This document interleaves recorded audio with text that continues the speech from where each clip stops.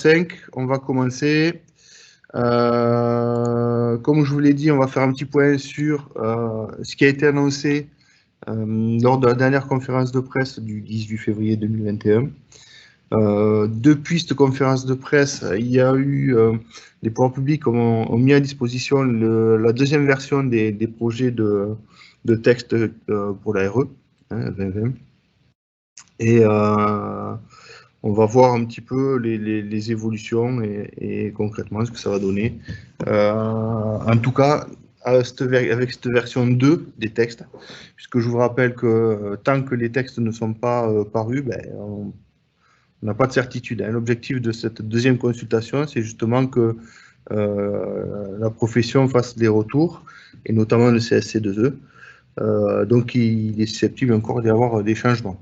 Bon, il ne devrait plus trop y en avoir, mais il est possible qu'il y en ait. Alors,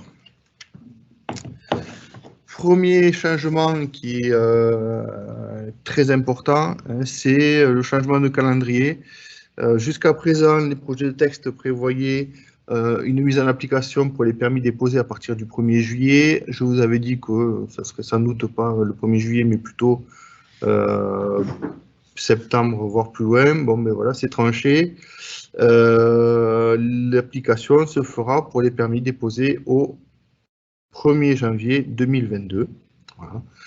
Donc, on a, dans le discours du ministère, repoussé la date d'application de 6 mois. Voilà. Donc, ça nous laisse un petit peu plus de temps pour nous préparer. Malgré tout, ce qui est annoncé, c'est une publication officielle des textes avant la fin du premier semestre. Ça veut dire qu'avant la fin du premier semestre, on ne pourra pas savoir avec certitude ce que sera cette RE. Bien sûr, on connaît les grandes lignes, on les a déjà évoquées ensemble. On va voir qu'il y a déjà eu des assouplissements par rapport à ce qui était prévu.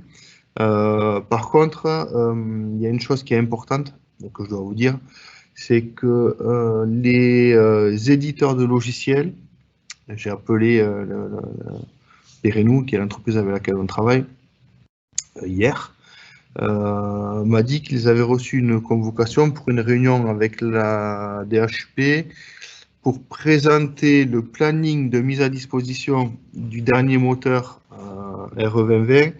Je crois que c'est fin avril, début mai. Donc, le temps qu'ils intègrent le dernier moteur, qu'ils mettent à jour les balises, etc., etc., a priori, on ne devrait pas avoir un logiciel métier, pardon, avant fin mai, voire plutôt début juin. Concrètement, ça veut dire quoi? Ça veut dire que ça va être compliqué pour nous de faire des simulations en nombre d'ici là.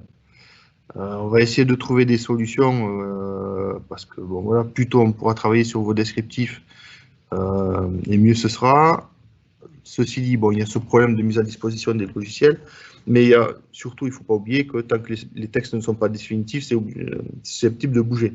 Et donc, il ne faut pas non plus, même je sais que si je sais que tout le monde est impatient de savoir quoi faire demain, et c'est normal, on le comprend tout à fait, voilà, il faut vraiment qu'on attende d'avoir des certitudes et puis les outils qui nous permettent de travailler sereinement. Encore une fois, bon, et ça concerne tous les BE, qu'on soit bien d'accord, c'est pas uniquement ABM Énergie Conseil.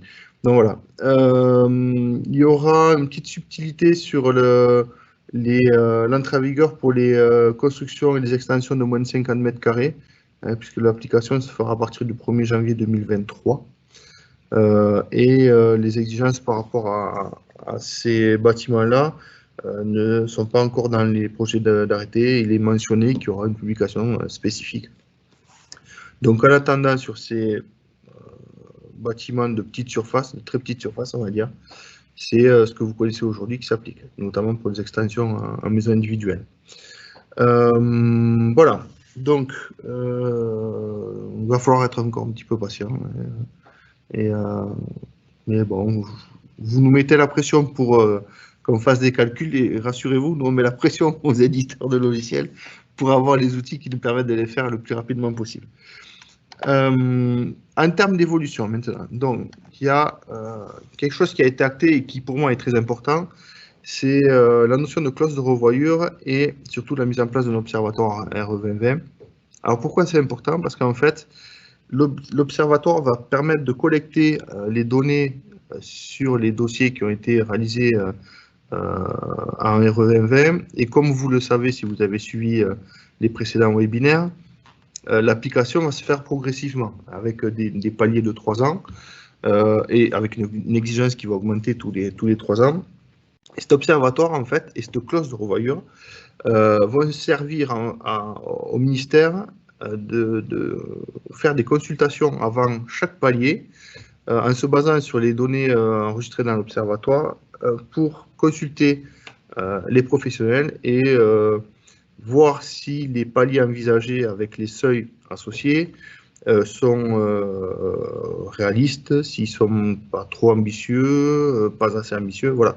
Donc ça démontre une réelle volonté d'ouverture et d'écoute du terrain. Donc ça va dans le sens des consultations qui ont lieu jusqu'à présent ou même au tout début des consultations avec la mise en place des GT. Donc voilà, ça c'est une très bonne chose à mon sens. Il faut que ça soit utilisé à bon escient, mais voilà, ça démontre une ouverture de la part des pouvoirs publics. Ensuite, la mise en place d'un label, alors ça c'est surtout important pour les logements qui doivent être construits sur des actes, parce que bien souvent les mairies demandent de respecter des labels de performance. Hier, performance énergétique, demain, de performance énergétique et environnementale.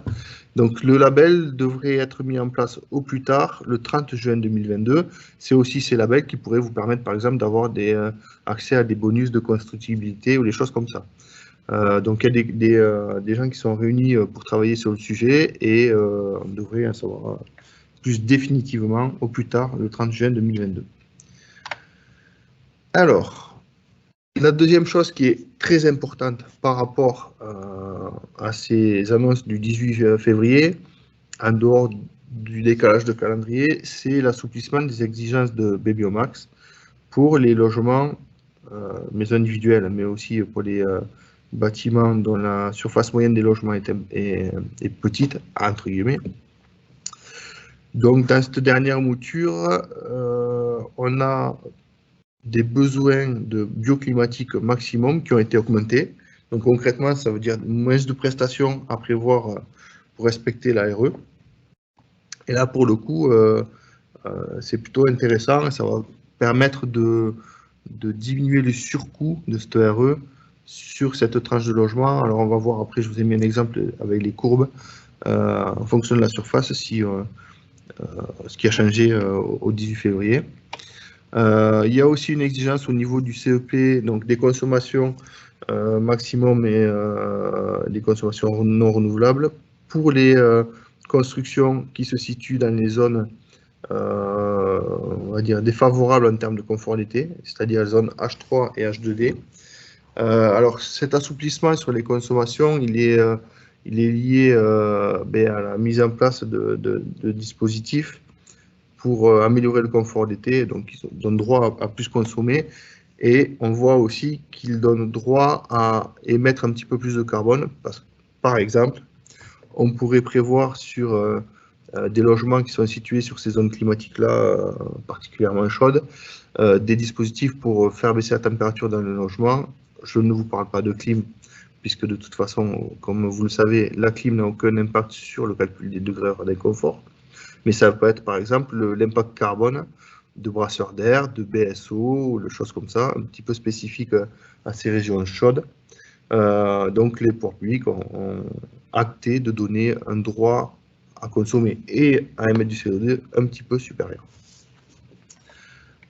Ensuite, autre grande nouvelle, notamment pour les gens qui ont l'habitude de faire des opérations en utilisant du gaz. Dans la première mouture de la RE 2020, celle de décembre, il était quasi impossible de faire du gaz. Donc il y a eu des remontées de tous côtés par rapport à ce problème-là. Ces remontées ont été entendues. Alors, elles ont été entendues, mais c'est ponctuel. Hein. Grosso modo, on aura une dérogation sur un temps bien précis et en fonction de la date d'accord de raccordement de la parcelle sur le réseau. De mémoire, c'est un accord de raccordement postérieur au 1er janvier 2020 et un dépôt de PC de la construction avant le 31 décembre 2023. Voilà, donc c'est vraiment sur des zones très spécifiques raccordées au gaz et pour des permis de construire qui seraient déposés avant le 1er janvier 2024. Voilà. Donc on va pouvoir continuer à faire du gaz, mais sous certaines conditions qu'on vous expliquera plus en détail quand on viendra vous voir. Encore avec les dernières annonces d'hier, ça va pas être de suite. Mais bon, dès qu'on pourra, on reviendra vous voir. Mais on pourra discuter avec vous. Voilà. Ensuite, il y a un petit changement au niveau de l'impact carbone du bâtiment. Hein. Jusqu'à présent, il y avait un seuil maximum sur l'indicateur composant, donc qui comprenait toute la construction hors parcelle. Et bien là, ils ont regroupé, ils rajoutent en fait dans l'impact du bâtiment l'impact du chantier. Ils augmentent aussi un petit peu les seuils, donc ça va tomber. Concrètement, bon, c'est un changement un petit peu d'indicateur, mais ça ne va pas changer les conclusions que vous avez eues jusqu'à présent. Bon, c'est pour l'anecdote. Une chose par contre qui va avoir un gros impact sur la partie carbone cette fois-ci, c'est la limitation de l'impact des VRD et des fondations, c'est-à-dire dans un calcul ce qui correspond au lot 1 et au lot 2, où pour éviter de pénaliser les projets qui auraient par exemple des fondations spéciales avec des pieux ou des choses comme ça, ou pour ce qui concerne les VRD, par exemple des terrains qui seraient issus de divisions de parcelles avec des chemins d'accès et donc des longueurs de VRD, de canalisation, d'alimentation, d'eau, d'électricité, etc., qui seraient très importantes. Ces deux lots-là, on va avoir une valeur maximum dans les calculs, qui est fonction de si on est en maison individuelle ou en collectif. Et voilà, donc ça aussi, c'est plutôt une très bonne chose pour vous, puisqu'on ne pourra pas aller au-delà de certaines valeurs pour ces deux lots-là, qui étaient en fait liés surtout au terrain et donc pas liés au maître d'ouvrage ou à ses choix. Une dernière modulation qui a été introduite, c'est une modulation en fonction de l'utilisation des DED, données environnementales par défaut. Donc, il y a de plus en plus de fiches FDES ou PEP dans la base INIES, donc la base qui regroupe toutes les fiches environnementales des produits, mais il nous manque encore certaines fiches, donc on peut utiliser, quand elles existent, des fiches par défaut, et pour prendre en compte le fait qu'effectivement, on n'est pas encore toutes les fiches spécifiques à tous les matériaux et tous les matériels, les pouvoirs publics mettent en place une modulation qui permette d'augmenter un petit peu le droit à émettre en fonction du nombre de fiches par défaut que l'on utilise. Attention, cette modulation des exigences, elle est favorable jusqu'à 2028, mais elle sera défavorable à partir de 2028. Pourquoi?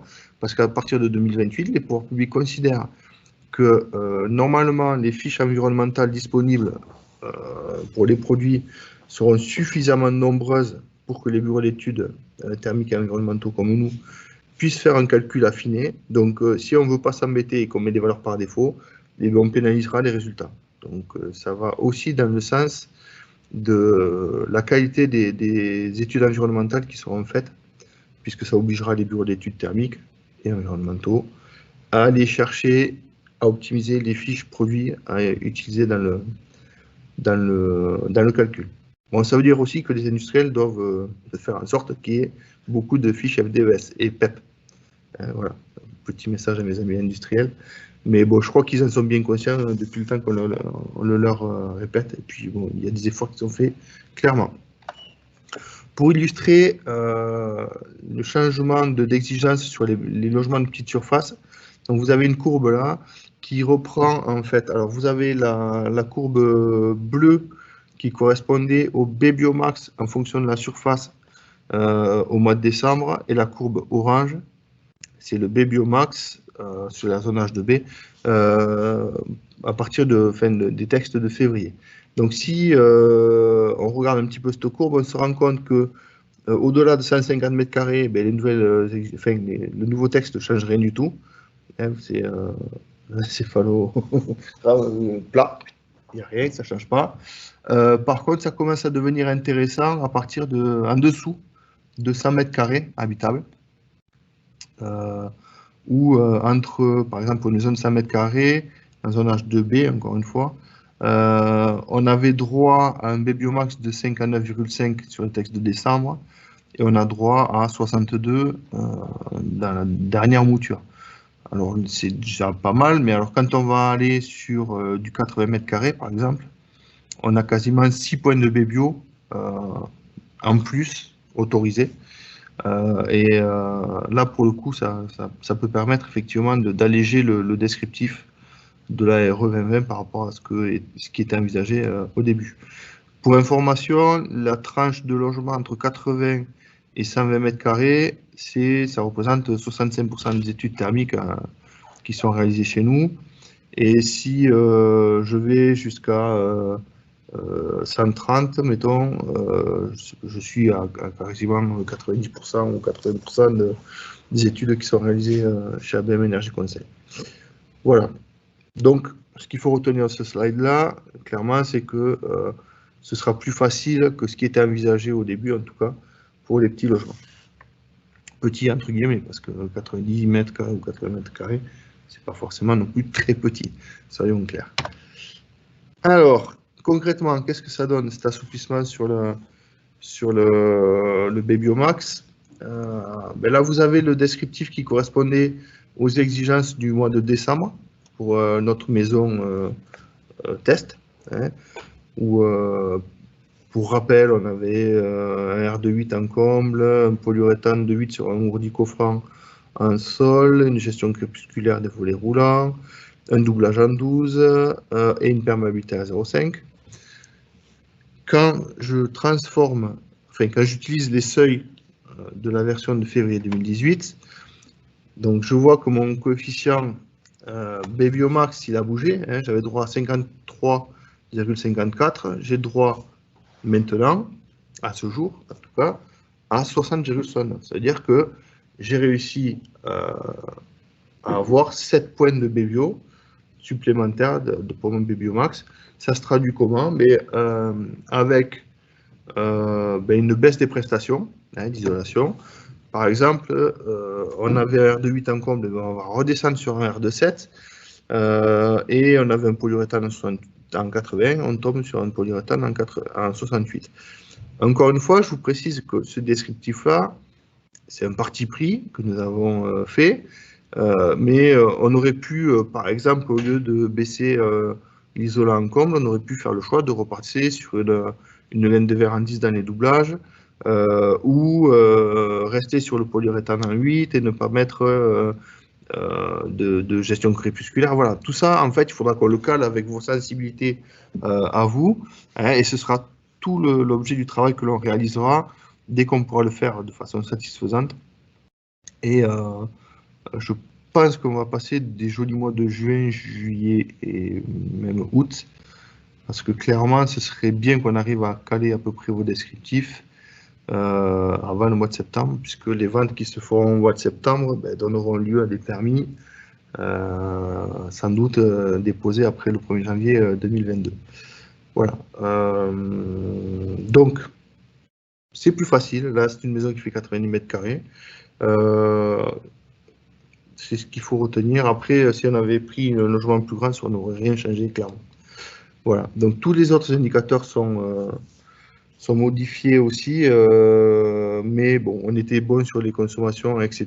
Donc voilà, ce qui est le plus important dans ces nouvelles annonces là, c'est clairement le droit aux besoins supplémentaires sur le coefficient B bio. Ensuite, si on regarde les combinaisons de systèmes de chauffage au mois de décembre, j'ai récupéré le slide quand on avait fait cette partie-là. On voyait que le gaz, ça passait nulle part. Avec la dérogation qui est mise en place dans les dernières annonces, mais la solution gaz PV ne passe toujours pas sur la partie IC énergie, impact énergie.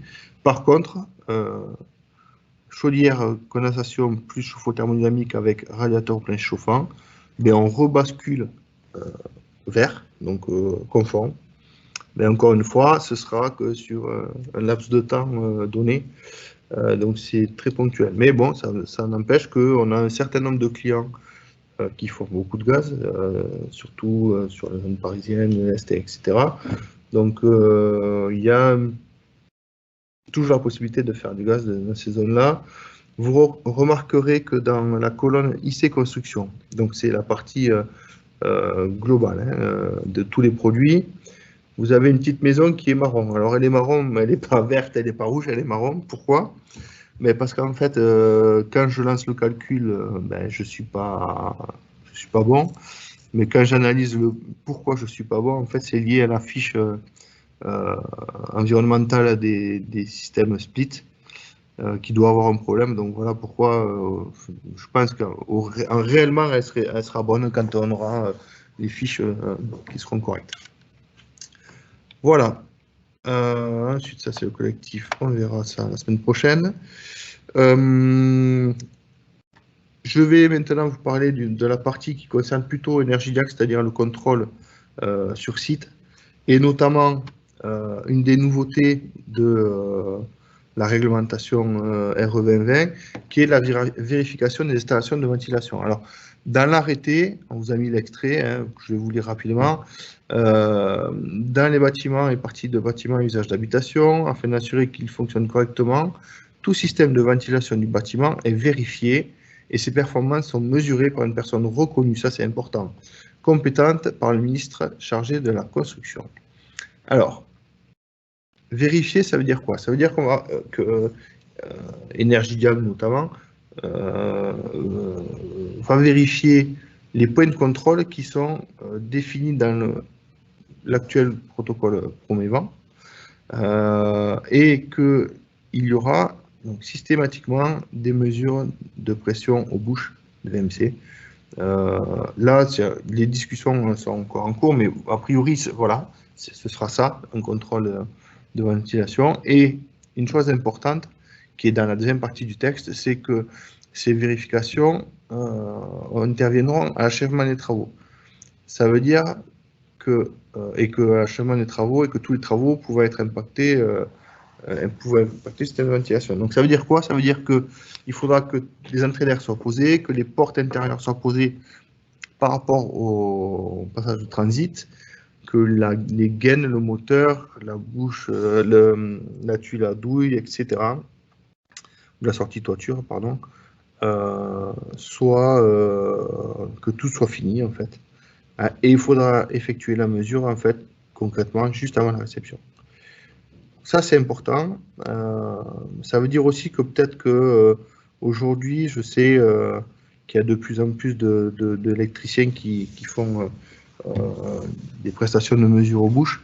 Alors d'abord, il va falloir qu'ils soient, si vous voulez que leur contrôle soit recevable, il va falloir qu'ils soient reconnus compétents par le ministre chargé de la construction, c'est le texte qu'il a dit, et qu'ils interviennent juste avant la fin des travaux, et là, ça sera peut-être un petit peu plus compliqué de les faire revenir uniquement pour ça. Voilà. Pour ce qui concerne le protocole, donc c'est, comme je vous l'ai dit, c'est le protocole Promévent. Alors, je suis loin d'être un expert du protocole Promévent, mais mes petits copains d'Energidiag seront ravis de vous renseigner sur le sujet Si vous n'avez pas les coordonnées encore des personnes de chez Energidiac, vous m'envoyez un petit message, vous l'envoyez sur l'adresse mail abmtoulouse@abmc.fr et puis on vous donnera le nom de la personne qui s'occupe de votre région.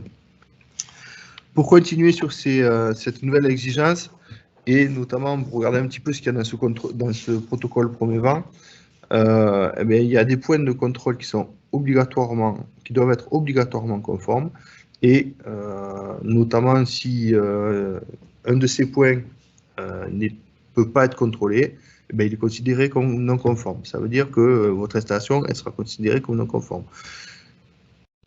Vous avez, par exemple, tiens, voilà, j'en parlais tout à l'heure, les portes intérieures qui ne seraient pas posées, mais ils ne pourront pas contrôler que le passage de transit, le détalonnage des portes, pour être plus clair, est correctement réalisé, donc ça constituera une non-conformité.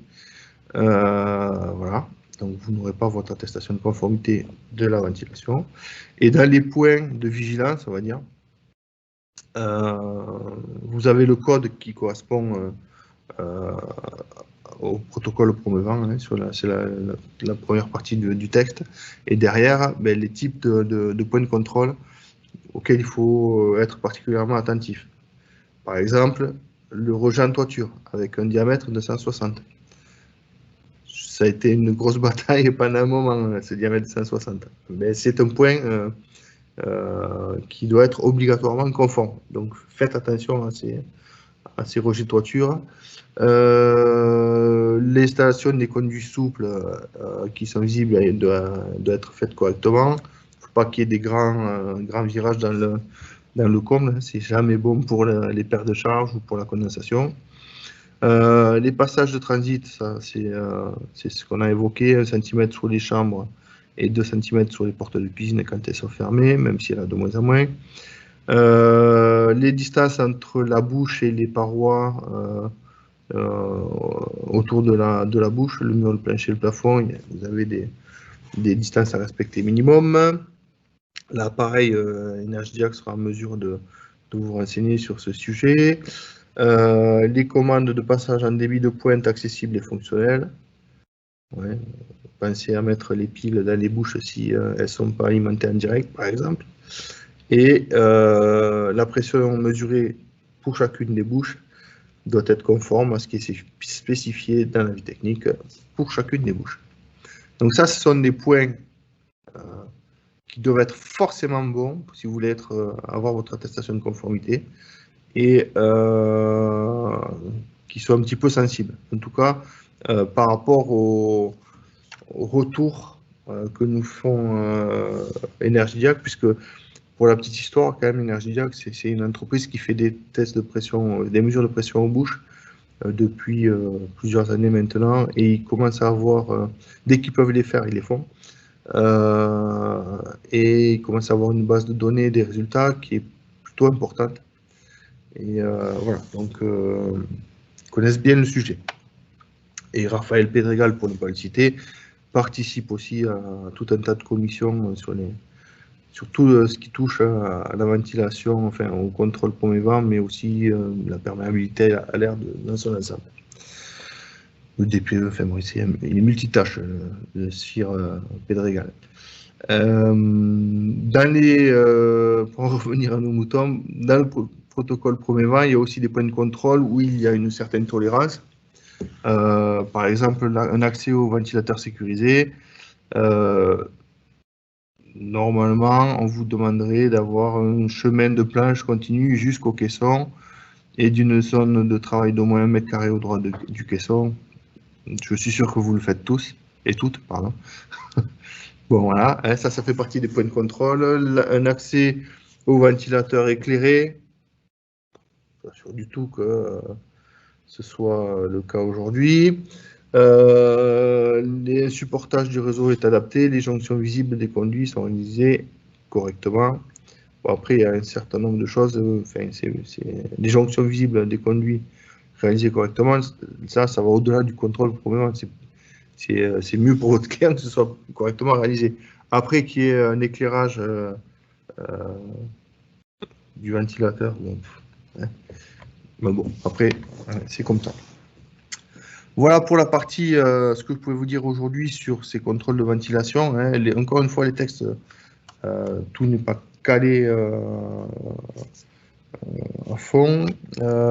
Sur les attestations, au niveau du permis et à l'achèvement des travaux que vous connaissez aujourd'hui en RT 2012, il y a des discussions qui sont en cours aussi.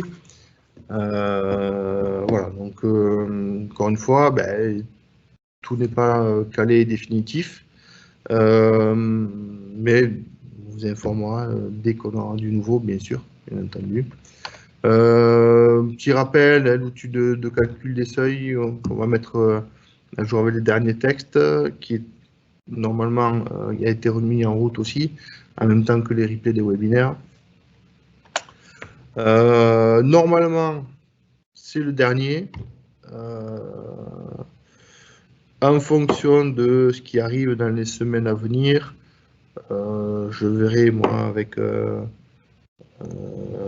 Geoffrey Mélin et Thierry Martin et Philippe Perrani pour le collectif, si on organise une prochaine séance avec les dernières informations, mais de toute façon on vous tiendra au courant. Voilà. Donc on va passer aux questions-réponses.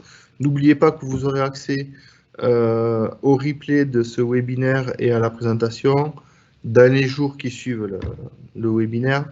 Laissez-nous juste le temps de mettre tout ça en place. Hein, voilà, parce qu'il y a certains qui nous appellent dès le lendemain 8h. Est-ce que je peux avoir la présentation? Oui, mais il faut attendre un petit peu. Hein, et on mettra tout ça donc, sur le lien qui est disponible sur le site abmec.fr.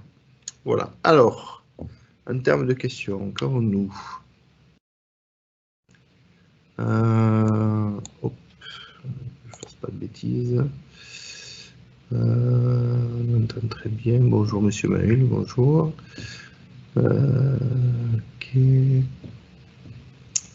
Alors, dépôt de PC avant le 1er janvier 2022 et modif de PC après le 1er. Est-ce que le PC modif va être impacté norme RE2020? Alors, normalement, non. En tout cas, dans le cadre de la RT 2012, ce qui compte, c'est la date de dépôt de PC, c'est pas la date du modif. Alors, si vous redéposez un permis, là par contre, c'est plus une modif, c'est un nouveau permis. Effectivement, vous allez basculer en RE. Mais une modif de PC, normalement, ne vous fera pas basculer sur la RE, même si elle est faite après le 1er janvier 2022.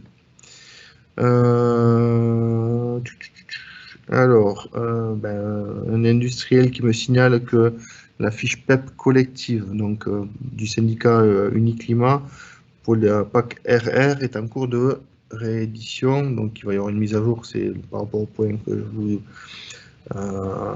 je vous évoquais tout à l'heure, pour la solution ECS Thermo. Ouais, je ne sais pas, il n'y a pas de question, donc ok. Mesure sans obligation de résultat. Je suppose que c'est par rapport à la pression aux bouches. Si, il y a une obligation de résultat. Vous devez avoir une pression minimum à chaque bouche. Ce n'est pas juste une mesure pour mesurer. Il y a une valeur à respecter. Pour la solution ECS thermo plus gaz, on parle de chauffe-eau thermo à point ELEC. Dans la simulation qui a été faite, oui, c'est un appoint ELEC. Qui est a priori plus défavorable qu'un appoint hydraulique. Vérification du débit avec porte intérieure fermée, je suppose. Je n'en sais rien parce que ce n'est pas mon métier. Il faudra vous rapprocher d'Energiac qui connaît bien mieux les protocoles de mesure que moi. Qu'est-ce qui permet de reconnaître un partenaire qualifié par le ministère pour les mesures de VMC? Alors, il y a des qualifications qui existent et je crois qu'elles sont dans les différents arrêtés du Code de la construction. Mais encore une fois, c'est pas mon domaine et Raphaël Pedregal notamment et ses collaborateurs et collaboratrices seront plus en mesure de vous répondre que moi. Je pense que d'ailleurs, pour faire simple, dans le mail qui vous sera envoyé pour vous signaler la mise à disposition des replays et des présentations, je vous mettrai les coordonnées d'Energiac pour ceux qui ne les connaissent pas encore, même s'il y en a beaucoup qui les connaissent. Voilà. Sinon, vous pouvez appeler au bureau ou envoyer un mail, on vous donnera ça sans souci. Alors, rejet toiture en VMC. Le souci, c'est la perte de charge en plus du diamètre, pas de sujet. Non. Alors, au sujet de la perte de charge des rejets toiture, effectivement, c'est suivant la nature du rejet en toiture. Ça, je peux en parler parce qu'on fait des dimensionnements VMC, je vous le rappelle. Pour vous aider à concevoir au mieux vos installations, on est capable, nous, en même temps que l'on fait l'étude thermique, de faire un calcul de perte de charge de votre réseau de ventilation pour vérifier, dans le cadre de la mise en œuvre de votre réseau, si en théorie et suivant les règles de calcul, vous allez avoir la perte de charge, la pression à chaque bouche qui permettra de respecter la règle. Hein. Donc, on est un des rares BE en France, je crois, à le faire. Mais on a fait plusieurs milliers. C'est une offre que l'on a depuis 2 ans, à peu près, même plus, je crois. Donc, on peut vous accompagner sur cette partie-là pour appréhender un petit peu mieux ces problèmes de pression aux bouches et notamment de choix de rejet en toiture. Hein, mais après, il n'y a pas d'exigence sur la perte maximum du rejet en toiture. C'est juste que si il n'a pas de bonne perte de charge, ben, on aura du mal à atteindre les pressions en bouche dans la cuisine, la salle de bain, etc. Voilà. Mais ça, encore une fois, là, pour le coup, on peut vous accompagner sur ce sujet-là. Merci pour le fait tous.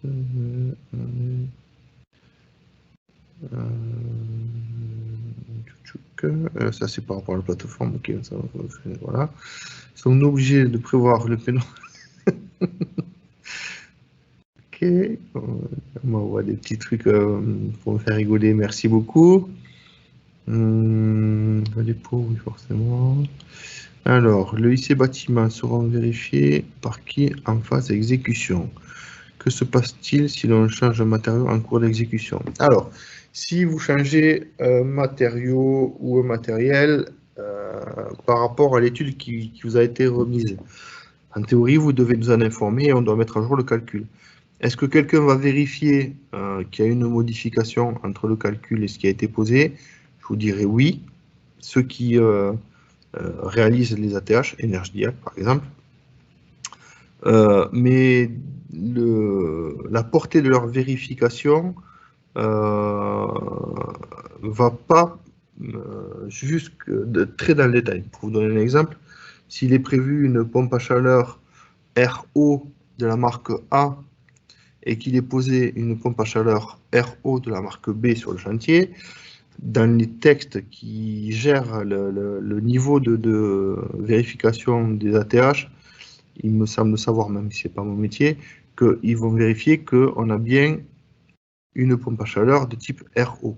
Que ce soit la marque A ou la marque B, ça ne fait pas l'objet d'une non-conformité. En revanche, Energiac vous envoie ce qu'ils appellent un devoir de conseil, c'est-à-dire qu'ils vous disent, ben, écoutez, attention, il était prévu une pompe à chaleur RO de marque A, vous avez posé une marque B, votre logement n'est donc pas conforme à ce qui était, enfin, l'étude ne correspond pas à ce qui a été posé, donc vous devriez mettre à jour votre étude pour vérifier que le logement est toujours réglementaire. Voilà. Après, est-ce que quelqu'un de la comment ça s'appelle, de l'Adréal va venir voir s'il y a des écarts entre le matériau qui est prévu dans l'étude et l'exécution? Je ne suis pas sûr. Mais en théorie, s'il y a des changements, vous devez nous en informer pour qu'on mette à jour notre calcul et vérifier que le logement est toujours réglementaire, que ce soit sur la partie énergie ou sur la partie carbone aussi, bien sûr. Mesure C. La conformité pour la ventilation est donc obligatoire. Oui. Comment intégrer dans un contrat CCMI l'évolution? Alors, comment intégrer dans un contrat CCMI l'évolution potentielle du tarif en cas de dépôt de permis après 2022? C'est une excellente question. Tout ce que je peux vous répondre, c'est que nous, on va essayer de faire en sorte, si on a les outils qui nous permettent de le faire, que vos descriptifs soient prêts, ou en tout cas que vous sachiez quoi faire début septembre 2021. Vous aurez toujours le cas d'un dossier qui va prendre du retard pour X raisons, et c'est ces dossiers-là qui vont poser problème. Comment gérer ce problème-là dans le cas d'un contrat CCMI? Très franchement, je ne sais pas. Nous, on essaiera de vous aider si ça arrive, mais après, juridiquement, je ne sais pas comment ça peut se passer. Mais de toute façon, comme c'est la date de permis qui compte, vous devrez respecter la RE 2020 si vous déposez après le 1er janvier 2022. Donc, je pense qu'il va y avoir beaucoup de dépôts de permis au mois de décembre, comme chaque fois qu'il y a un changement de réglementation.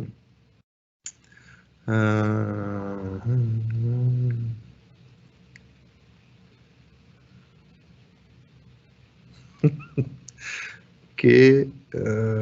Bonjour. Concernant la dérogation gaz pour les MI, est-ce qu'il faut comprendre que dès que le programme ou la maison peut être raccordé au réseau gaz commun, la solution gaz est bien autorisée? Alors, c'est pas si simple que ça, malheureusement. Il y a une notion d'accord de raccordement.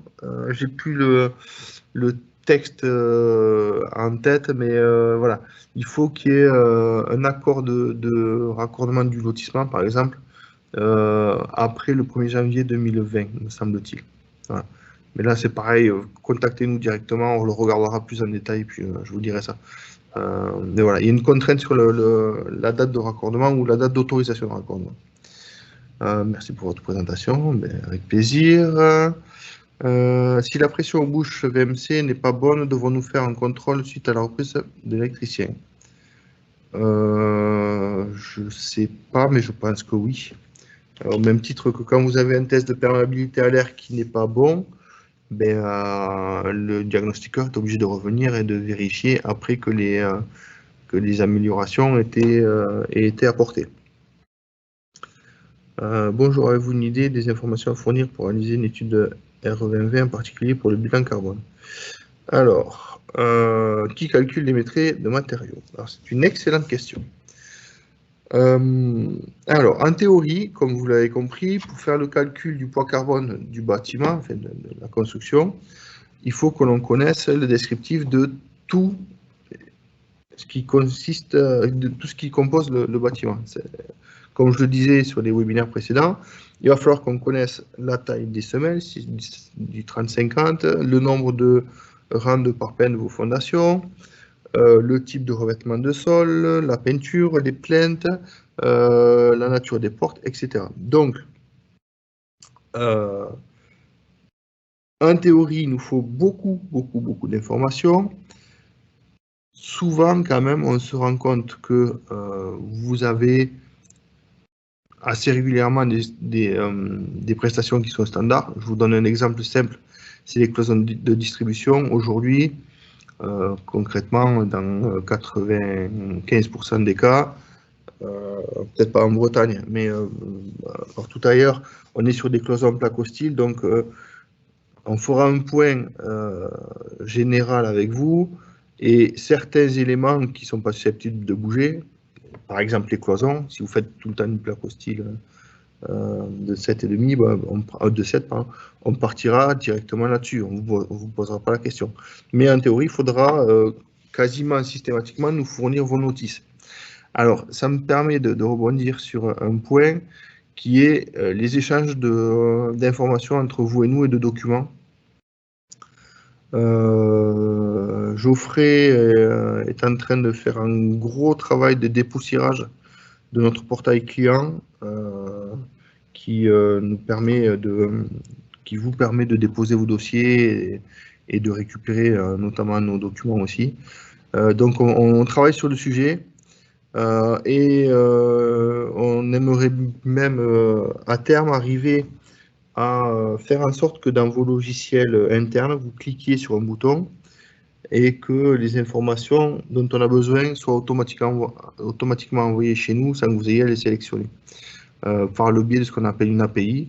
Donc, si vous avez la volonté de vous engager dans cette voie, qui est très franchement plus simple pour tout le monde, pour vous et pour nous, dans le transfert des informations et des documents, rapprochez-vous de votre correspondant ABM et les gens de PMB, donc notre partie informatique, ont créé un document qui permet d'expliquer comment on peut faire des liaisons entre vos logiciels internes et les nôtres pour faire le transfert de données et de documents. Voilà. Donc ça, je pense que c'est un point qui sera important. Dans la question, il y avait aussi qui calcule les maîtrises des matériaux. J'aurais tendance à dire que si on arrive à récupérer des maîtrises qu'on vérifiera forcément par cohérence, c'est du travail que l'on n'aura pas à faire. Donc ça veut dire que ce sera des prestations qu'on ne vous facturera pas. Donc normalement, c'est à nous de le faire, mais on peut aussi regarder comment récupérer les maîtrises, sous quelle forme et de quelle nature vous pouvez nous les envoyer, parce que si je vous prends l'exemple des maîtrises de fondation, certains constructeurs mettent des mètres cubes de béton et des kilos d'acier, et d'autres des mètres linéaires de fondation 50-30. Voilà, donc c'est des petits calages comme ça qu'il faudra qu'on voit ensemble. Mais bon, on viendra vous voir hein, pour discuter de tout ça. Ou on fera des vidéoconférences si on est confiné, comme ce sera le cas à partir de samedi, malheureusement. Pour les tests de pression, hein, il y a beaucoup de questions par rapport à la ventilation. J'aurais dû faire venir mon ami Raphaël.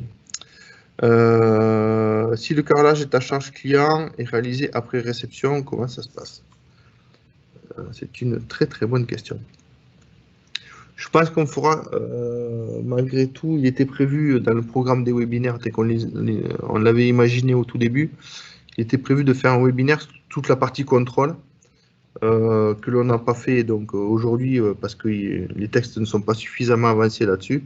Mais je pense qu'on va l'organiser et que Raphaël, comme ça, pourra répondre à toutes vos interrogations hein, sur ce type sur tout ce qui est contrôle de VMC ou de perméa, etc.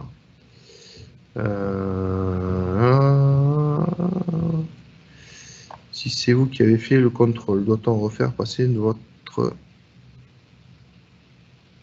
Voilà. Si c'est vous qui avez fait le contrôle, doit-on refaire passer votre technicien? Ah, je suppose que c'est un cas de résultat non conforme. Je pense que vous êtes tout intérêt à refaire passer le technicien qui a fait l'entreprise qui a fait le premier contrôle. Une deuxième visite sera peut-être moins chère, je ne sais rien d'ailleurs, que si vous venez faire intervenir une autre entreprise.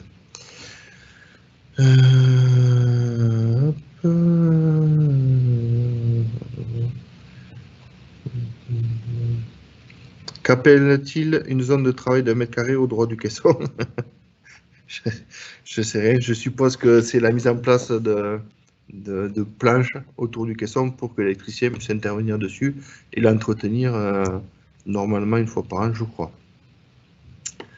Est-ce qu'il y a des tests systématiques au niveau des... Pardon, excusez-moi, ça doit être mes collègues qui me font des blagues. Qu'en est-il de la solution chaudière hybride? Alors, chaudière hybride, c'est une solution qui utilise du gaz et une pompe à chaleur qui sont couplés avec un système de régulation particulier. Sur la première période, on pourra en faire sans doute. J'ai quelques petites interrogations sur la prise en compte, mais bon, voilà, ça devrait pouvoir se faire. À partir de 2025, je ne sais pas. Je ne peux pas vous répondre là aujourd'hui. Ça dépend de trop de paramètres. Et notamment de la prise en compte du biogaz, pour lequel il y a des demandes qui sont en cours.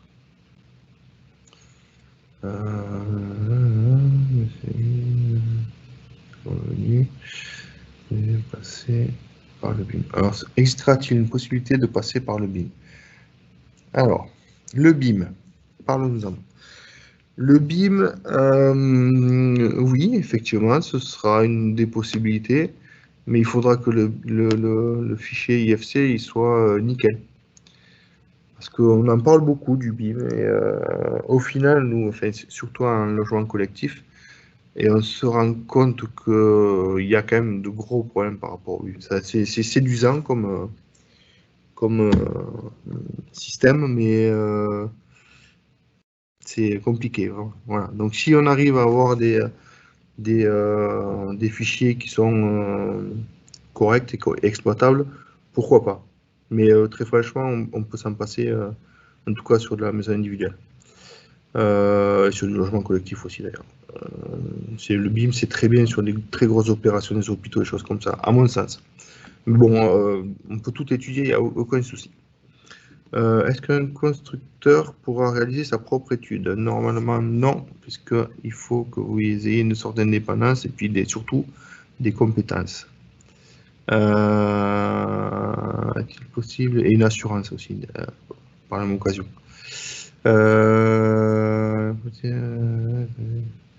Est-il possible de préciser si la solution gaz plus PV est acceptée et jusque quand?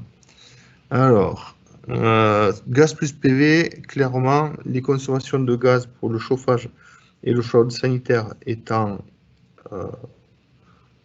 importantes, entre guillemets, l'impact environnemental des consommations de gaz pour ces deux postes-là fait qu'on ne pourra pas en faire, même sur la première période et avec la dérogation qui est prévue. Donc cette solution-là étant à disparaître d'entrée de jeu à partir des permis du 1er janvier 2022.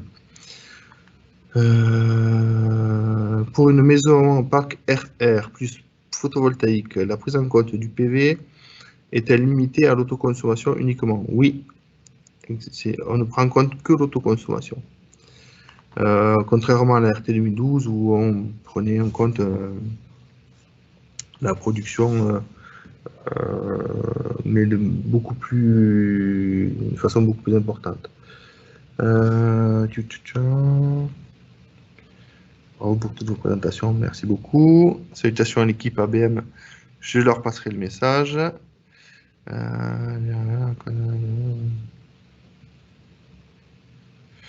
De manière générale, à quoi s'expose un constructeur ou un promoteur qui présenterait des résultats d'ACV ou de promo-EVA inférieurs au seuil fixé?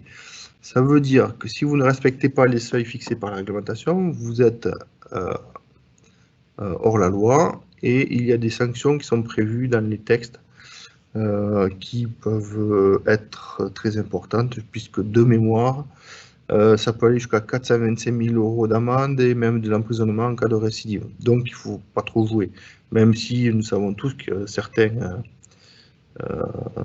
aiment bien détourner la règle. Si vous ne respectez pas la règle, vous vous exposez à des sanctions qui sont clairement définies dans le code de la construction. Voilà, j'en ai fini avec les questions-réponses. Je vous remercie. Je vous souhaite une très bonne fin de soirée, un bon confinement, si on peut souhaiter un bon confinement. Mais bon, écoutez, on va faire avec, puis en espérant que ça nous permettra de se revoir très prochainement. Et puis qu'il n'y ait plus uniquement une caméra et un écran entre nous. Voilà, merci beaucoup pour votre attention. Encore une fois, vous étiez très nombreux, près de 200 encore aujourd'hui. Ça représente du travail, mais quand on a des retours et qu'on voit autant de monde, ça fait plaisir. Donc merci encore. Et n'oubliez pas, vous aurez accès au replay et à la présentation dans les jours qui viendront. Voilà, je vous souhaite une bonne fin de journée et puis à très bientôt et à mardi prochain pour ceux qui assistent à la partie collective. Au revoir.